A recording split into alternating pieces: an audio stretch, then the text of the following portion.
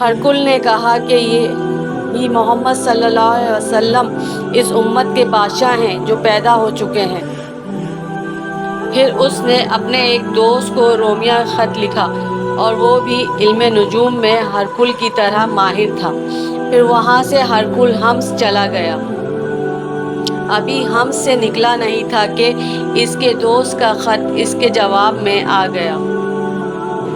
اس کی رائے بھی نبی کریم صلی اللہ علیہ وسلم کے ظہور کے بارے میں ہرکل کے موافق تھی کہ محمد صلی اللہ علیہ وسلم واقعی پیغمبر ہیں۔ اس کے بعد ہرکل نے روم کے بڑے آدمیوں کو اپنے حمص کے محل میں طلب کیا اور اس کے حکم سے محل کے دروازے بند کر لیے گئے۔ پھر وہ اپنے خاص محل سے باہر آیا اور کہا، اے روم والوں، کیا ہدایت اور کامیابی میں کچھ حصہ تمہارے لیے بھی ہے؟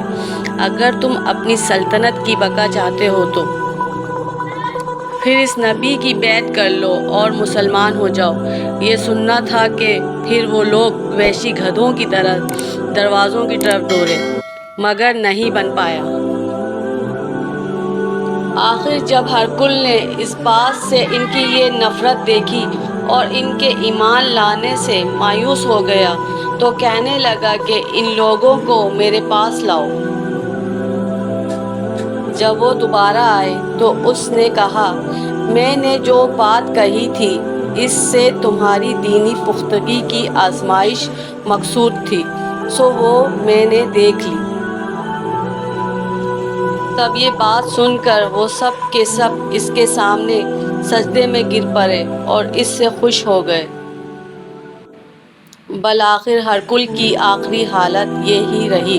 ابو عبداللہ کہتے ہیں کہ اس حدیث کو ثعلب بن کیسان، یونس اور معمر نے بھی زہری سے روایت کیا ہے۔ ہماری اس دینی ویڈیو کو دیکھنے کا آپ کو بہت بہت شکریہ۔ لہٰذا اس ویڈیو کو سبسکرائب کر لیجئے تاکہ ہماری آنے والی ہر ویڈیو آپ کو ملتی رہے۔